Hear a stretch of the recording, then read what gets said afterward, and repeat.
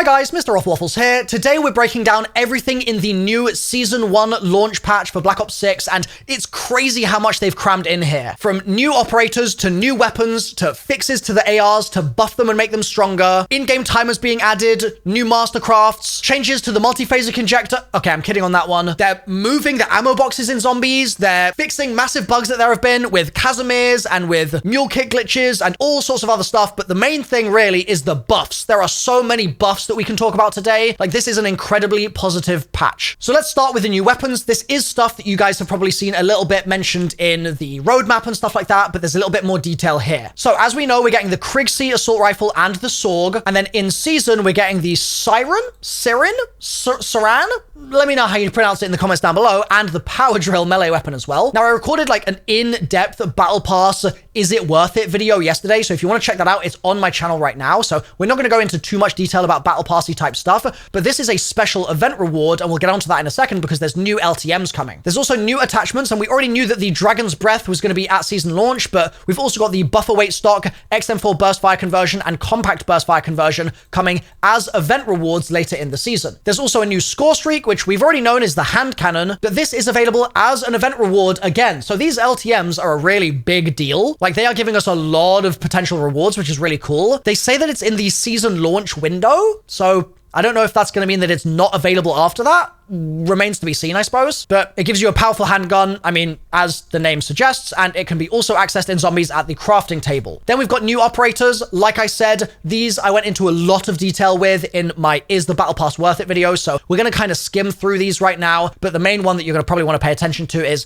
Sev, this character from the campaign, who I also have a full story video about on my channel, but that's a separate thing. And then also there's skins for some of the zombies characters, so Carver, for example, has some skins, so there's some cool stuff there to check out. Now, here is the LTM, the in-season event. Okay, so this is what the graphic looks like for it. It's called the hit list. This is in line with their branding of taking down the Lutazzi family in season 1 and really sort of making the crime families go to war against each other. And it says specifically, it's in season, keep up your luxurious but slightly corrupt lifestyle during the hit list event. You're offered up a take no prisoners mission, kill or be killed. The hit list limited event gives players a board of contracts with one goal, take them all out, and you cross off the entire list and you earn exclusive loot for hire. So this sounds like essentially just extra challenges that we're going to get each day or each week or whatever, and you get to the end of those challenges and you probably are going to like cross them off on a cool board or something in the game's UI, I would imagine, and that's going to give us access to a bunch of the loot that I already mentioned in the video. Next up, directed mode details. So for both Liberty Falls and for Terminus, if you want to be guided through the experience, then you can use directed mode. So they're switching from the guided mode sort of nomenclature and they're switching over to directed mode. It offers direct assistance in completing the main quest with objectives listed on screen. I'm going to be honest, guys,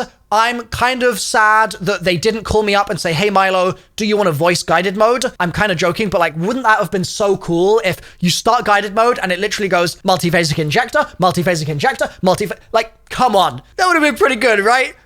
Is that just me? My bad, guys. Maybe that was a bit of nonsense, but all side quests, SAM trials, and Rampage Inducer are disabled. Rounds are capped, as we already knew, and the chance to earn the unique calling cards for completing the main quest for Liberty Falls or Terminus before directed mode goes live expires when season 1 launches. So you have 24 hours left to get that done. Now, I will have a bunch of companion content, let's say, going up alongside Liberty Falls and Terminus guided modes. So if you guys have any issues with the directed experience, if you need any extra help, if you need boss fight strats, etc., I'm going to be posting a bunch of videos, so stay tuned for those. Then there's an anti-cheat update, which is interesting because people have been getting falsely banned all the time, and they're finally actually addressing it. So they're making updates to combat disruptive behavior, supposedly. But then they're saying detection systems initially deployed at launch from Team Ricochet to collect data to test for effectiveness will be activated to help flag accounts for action beginning with season 1. And that, I think, should mean that the wrong people stop getting banned and the right people start remaining getting banned. I think. There's a bunch of campaign fixes, but we're going to focus on the zombies today. Similarly, a bunch of stuff in multiplayer. I'll let you guys read the screen here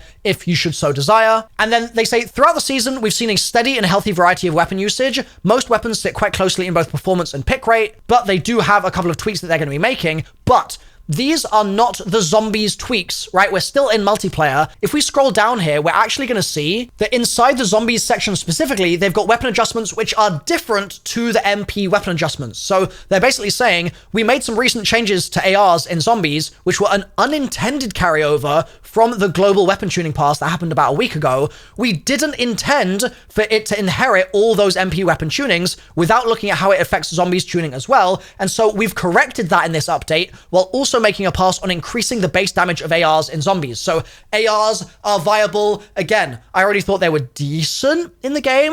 They were okay. They fell off past round 30, but they were okay before that. But the fact that they're getting a damage boost now is a really big deal, so I'm very happy about that.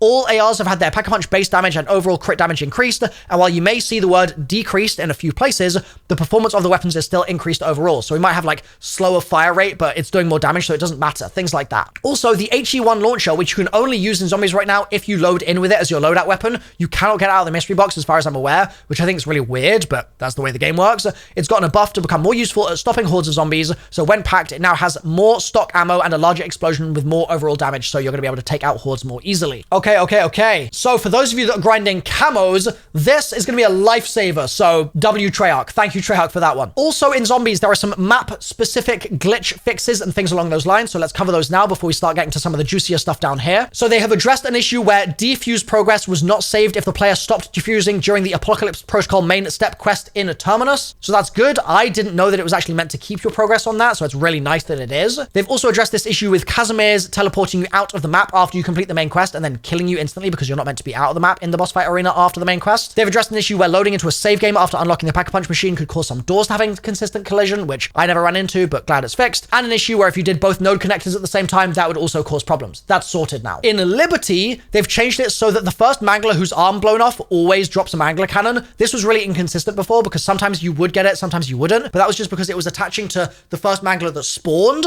but not the first one that died. But that's now resolved, so it's just whoever dies first from a mangler perspective is going to give you that hand cannon. And they've also fixed an issue with Blanchard not being chatty enough. Hell yeah, Blanchard lovers in the chat, rejoice. So if we take a look at some of these specific weapon adjustments they've made here, we can look at, for example, the pre-patch and post-patch stats for the Amez 85. It's just got a flat bullet damage increase. The crit multiplier is increased here and the crit damage is increased. So as much as there are some weapons that will have a reduced text present, some are literally only buffs. That's all they're getting, which is so good. So that's amazing. Same deal with the AK, only buffs, but not the same deal with the AS Val. So for this, the bullet damage and crit damage is increased, but the crit multiplier is actually tuned down a little bit. So they just felt like it would be going a bit too crazy, I guess, if they kept the crit multiplier the same. Model L, buffs only. XM4, buffs only. GPR, same as the AS Val. That's one where the crit multiplier has been reduced, and by quite a bit, actually. But still, I think that's probably fine. The GPR, I think, is going to be significantly stronger, going from 23 bullet damage to 34.5. That's a big deal. And then in the HE1, specifically, what they've done here is they've increased stock ammo from 5 to 11, big, and then the inner explosion radius has gone from 0.4 to 3.25 meters. That is huge, but they have lowered that inner explosion damage. So I guess there's a trade-off where, yes, the inner explosion covers a larger amount of space, but unfortunately, it is doing less damage here. Now, this is huge. They have fixed the bug where if you went up to a wall buy and you had a zombie build on and you activated your zombie build, you wouldn't get your camos that you grinded so hard for. That's sorted, which I love. Thank you, TREYARCH. They've closed an exploit that allowed players to have 3 weapons, so the mule kick glitch has been fixed. Unfortunately, if you were doing the mule kick glitch, I guess it was useful for grinding camos maybe. They've addressed an issue where wall buy rarity would reset when loading into a save, which I never saw, and an issue where yellow damage numbers would appear when hitting a critical spot with a ray gun. You do not crit with a ray gun, I guess. Then with perks, they've fixed the dying wish issue. Let's go! This is huge. So basically the way this would work is if you had the stamina up augment on free faller to protect you from fall damage and you fell from a height that would normally take out all of your health, Dying Wish wouldn't be aware of the fact that you had free faller on. So Dying Wish would just be like, oh,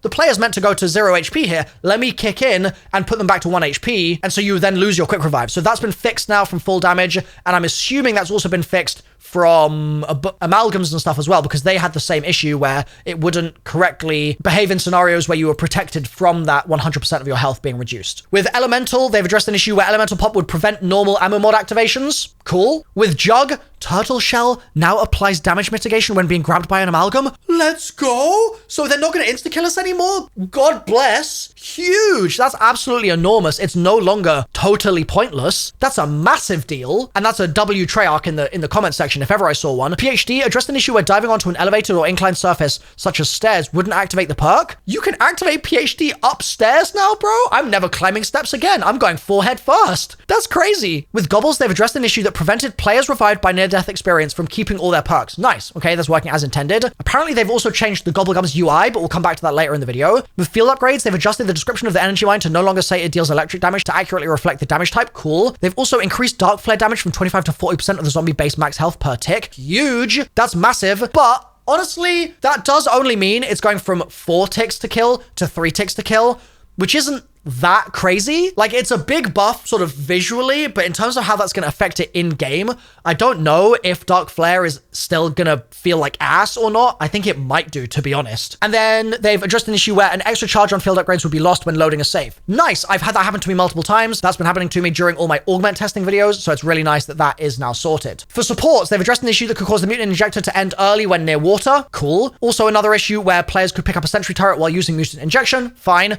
Reduced self-damage from the LDBR. Thank God, because this was really annoying. You would have PhD, it wouldn't mitigate the damage from the LDBR, and you'd just die to the sort of rockets coming down on you. So I'm glad that's sorted. They've also closed an exploit that allowed keeping a save file after it had already been loaded. Whoa, I've never heard of that, so that's interesting. Then in enemies, they've addressed an issue where zombies charmed by brain rot could prevent the player from completing an exfil. Awesome. I have had that happen to me. They've addressed an issue where loading a save would disable the rampage inducer if it was active. Cool. They've addressed an issue where zombies would throw guts at the end camera if the player leaves the match to end the game. That's so funny.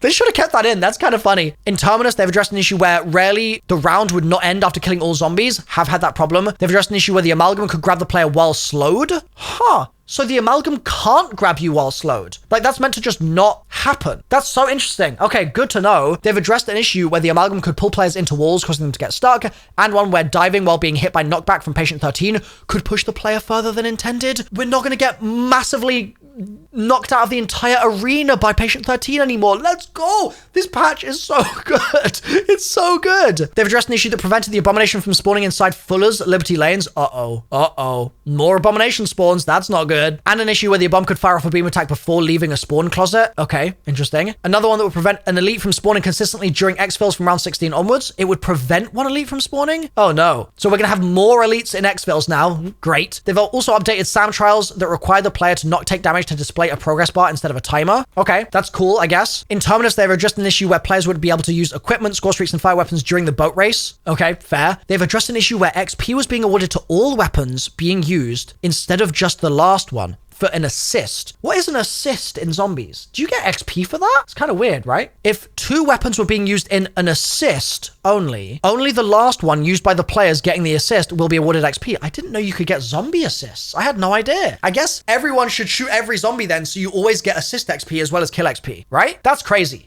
They've addressed an issue where wall buys wouldn't progress the Prestige 8 Challenge Value Town. Also, Legendary Gobbles now progress the Ultra Prestige 8 Challenge Full Power instead of Ultra Gobblegums. Okay, nice. They've also addressed an issue where the Liberated Challenge could be completed by saving or quitting. Yo! The cheese is gone. People were cheesing Liberated by getting just before boss fight in Liberty Falls, and then they would save and quit, they would load back in, they'd finish the boss fight, and it would count as them having done the Easter egg in like 5 minutes, and they would get the calling card. Cheese patched. Thankfully, I have a speedrun guide for Liberty Falls, which can get you the whole egg done in like 20 minutes, so you're gonna be okay, don't worry, but the cheese is gone at least. Which honestly, I think is good because learning that speedrun is really fun.